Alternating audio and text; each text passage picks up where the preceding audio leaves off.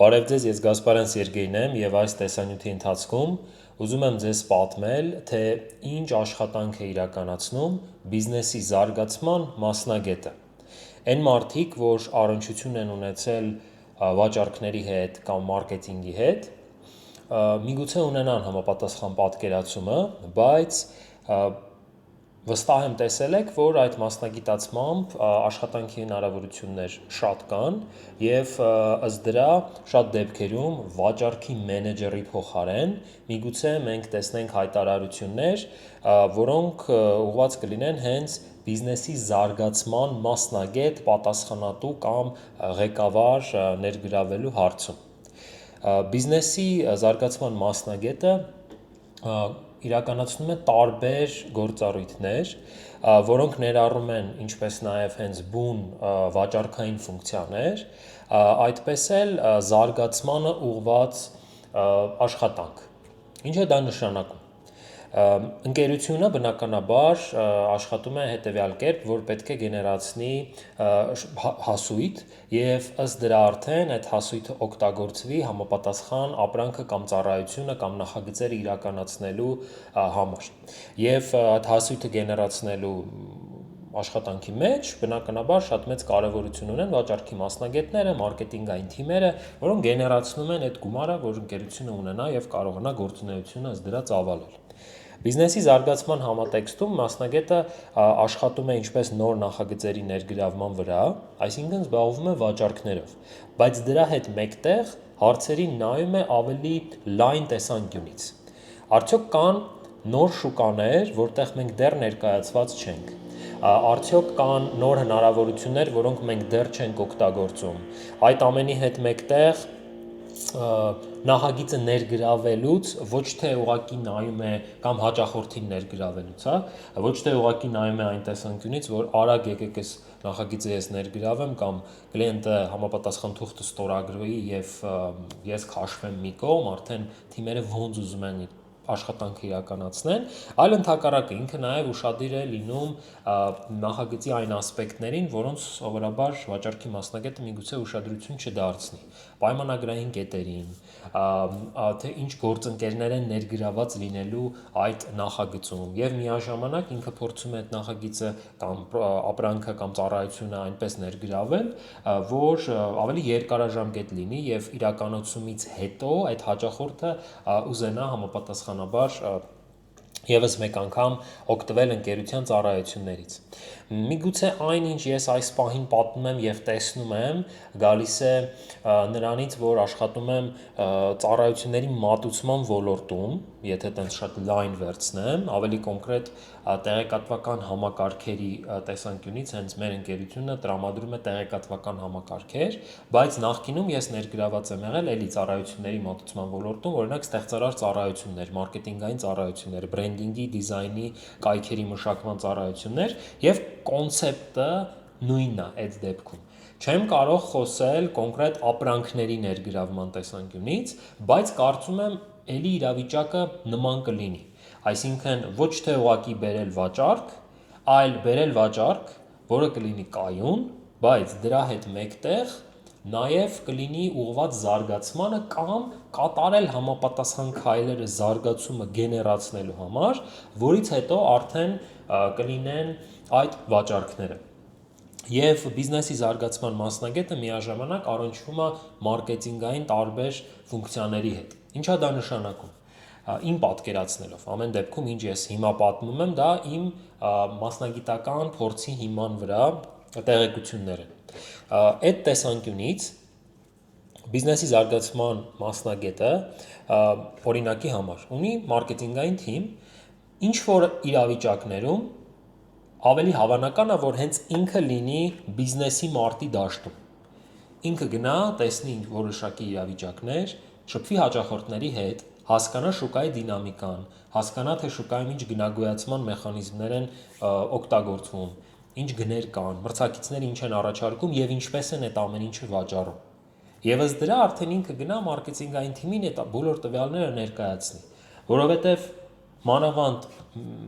մեր ոլորտում կամ շատ մրցակցային ոլորտներում կամ շատ էքսպերտային, շատ նիշային ոլորտներում այն մարդիկ, որոնք ուղղակիորեն աշխատում են հաճախորդների հետ, իրենք ավելի լավ են տեղյակ հաճախորդների կարիքներից, պահանջներից, մրցակիցների, տակտիկաներից, եւս դրա պետք է համապատասխան տվյալները տան մարքեթինգային թիմին, ու մարքեթինգային թիմը համապատասխան կերպով արդեն հետ ուղարկի, հետ տա համապատասխան ֆայլերը, վիզուալները, գովազդը, կազմակերպումը, մասնակցությունը որևիցե ֆորումին եւ այլն։ Այսինքն բիզնեսի զարգացման եւ վաճառքի եւ նաեւ նախագծի իրականացման թիմերն են, որ հենց բիզնես դաշտում, մարտի դաշտում, կոպիտ ասած, աշխատում են եւ տվյալները ներգրավում են, հասկանում են հաճախորդի հետ ուղակի կոնտակտի մեջ են եւ ըստ դրա շատ լավ գիտեն, թե շուկան այս պահի դրությամբ ինչ վիճակում է։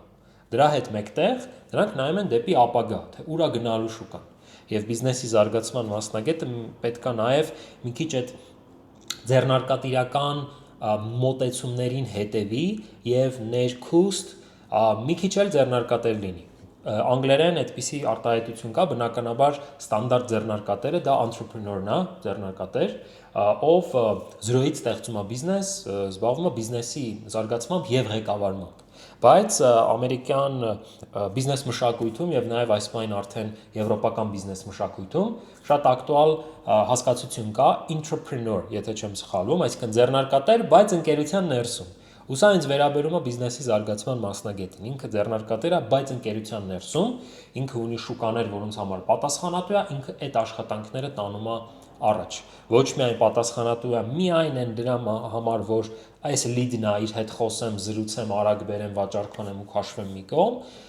չէ։ Բացի դրանից ինքը պետք է հասկանա, թե այդ լիդի գեներացիայում ինչպես ինքը կարող է ազդեցություն ունենալ։ Ինչ որ իրավիճակներում բիզնեսի զարգացման մասնագետը նաև դիտարկվում է որպես տվյալ ոլորտի որոշ առումով էքսպերտ, եթե դա հնարավոր է իհարկե, եթե ոլորտի գիտելիքները եւ ոլորտի նյուանսները թույլ են տալիս այդպես ներկայանալ։ Ինչ որ իրավիճակներում պետք է չի այդպես ներկայանալ, պետք է ներկայանալ ըստ մարդու բնույթի, ըստ մարդու պաշտոնի, եւ երբ մենք փորձում ենք խոսել այնպես ինչպես մենք էքսպերտ ենք, բայց ըստ դրա հաճախորդները, որ ամբողջ իրենց կյանքը եղել են այդ ոլորտում, իրենք շատ լավ հասկանում են, որ չէ, տվյալ X անձը իրականում էքսպերտ չի, այլ ուղղակի ուզում է թվա էքսպերտ եւ հաճախորդները դրա հոտը միանգամից առնում են։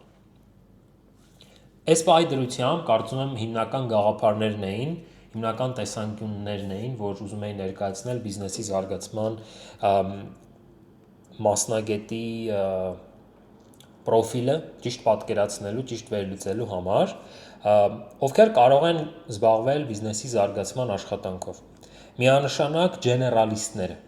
այսինքն մարդիկ, որ գիտեն ինչա մարքեթինգը, ինչա վաճառքը, ինչա ֆինանսական հոսքը, ինչպես համակցել այդ ամեն ինչը իրար, ինչպես են նախագծերը իրականացվում, նախագծերի իրականացման կամ ծառայությունը մատուցելու համար ինչ թիմակիցներ են պետք, ինքը կարող իրան հետաքրքրում է այդ ամեն ինչը։ Միաժամանակ ինքը կարող է հաճախորդների հետ ուղիղ կոնտակտի մեջ լինի, նաև որոշ առումով պատասխանատվություն զգա տրամադրված ծառայության վերաբերյալ կապված լինի հենց service delivery հետ եւ այդ generalist մարդ ով ունի այդ ownership-ը, մարդ ով շատ հեշտ կարողանում է ստեղծել այդ վստահությունը հաճախորդի մոտ եւ ունի այտենց բիզնես դիվանագիտություն, ինքը հասկանում է ոնց խոսակցությունը տանել առաջ, ոնց ճիշտ կապ հաստատել եւ միաժամանակ ըստ դրա բիզնես ասպեկտները, այսինքն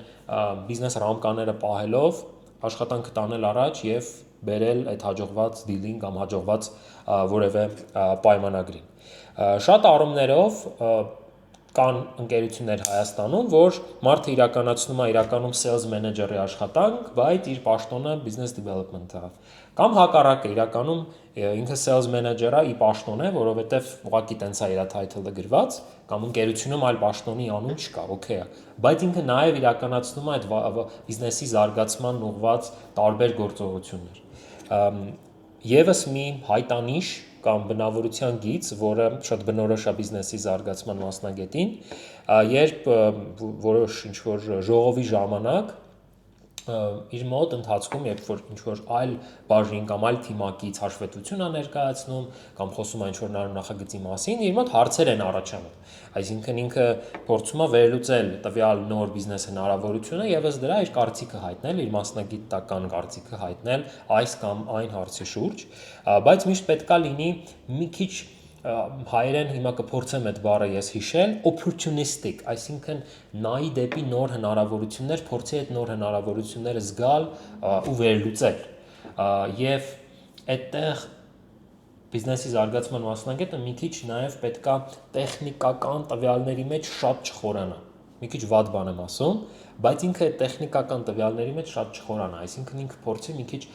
երասկոտ ձեռնարկատերի կամ salesman-ի աչքով ամեն դեպքում նայ։ Ոչ թե ասի, որ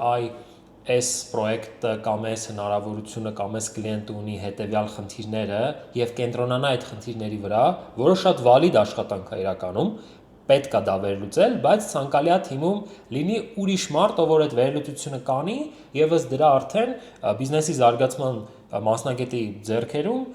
կտա մի առաջարկ, որ այդ բոլոր ռիսկերի կամ այդ խնդիրների պատասխանները գրած կունենա։ Այսինքն բիզնեսի զարգացման մասնագետը պատրաստ կլինի ներկայացնել շատ ունակ, մտածված, գրագետ գնառաչարկ կամ տվյալ շուկայում գործունեությունը ծավալի այդ ռիսկերը հաշվի առնելով։ Բայց դրա հետ մեկտեղ այդ տեխնիկական խնդիրները, տվյալները կամ խնդիրները, որոնք կարող է բարձրաձայնված լինեն գործընկերների կողմից կամ ծրագրավորողների կողմից կամ ղեկավարության կողմից,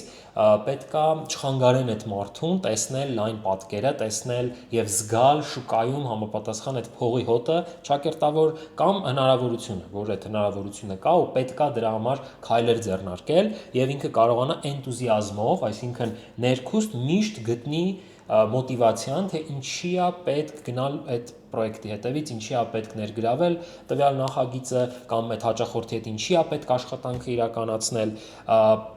չդեմոտիվացվելով այդ խնդիրներով։ Մեր դեպքում օրինակ մենք շատ է լինում, որ փորձում ենք նոր տեսակի նախագծեր ներգրավել, որոնք միգուցե մի քիչ բարդ լինեն, կամ նախագիծ իրականացնենք այնպիսի երկրում, որտեղ նախկինում չենք աշխատել, կամ այնպիսի շուկայում, որտեղ մենք նախկինում առնչություն չենք ունեցել, ու առաջինը, որ ցանկացած մարդու աչքին գալիս է, այդ խնդիրներն ու խնդիրներն են, որոնք պետք է վերլուծել, այո, պետք չի վարդագույն ակնոցներով նայել ու մոռանալ, չէ, պետք է վերլուծել, նայել, բայց դրա հետ մեկտեղ այդ ձեռնարկատիրական երասկոտությունը ցանկալի է չկորցնել։ Ես բնականաբար ընթացքում կպատրաստեմ էլի տեսանյութներ կառավարման աշխարհի կամ բիզնեսի զարգացման աշխարհի այլ մասնագիտությունները իմ սեփական կարծիքով ներկայացնելու համար եւ եթե այնպես ստացվի, որ կան որոշ մասնագիտական հարցեր, որոնց մասին դուք կուզեք, որ ես խոսեմ, կամ այնպիսի բաներ, որոնց հետ կապված հայերեն տվյալներ կամ հայերեն բովանդակություն դուք չեք գտել, խոսքը գնում է ֆինանսների, կառավարման, մարքեթինգի կամ բիզնեսի կառավարման առնչվող տարբեր հարցերի մասին, ապա պարտադիր գրեք դրա մասին, ես տարբեր սոցհարթակներում բնականաբար կամ կարող եք ինձ ուղիղ գրել եւ ըստ դրա ես կպատասխանեմ։ Շնորհակալություն ուշադրության համար եւ կհանդիպենք շատ շուտով։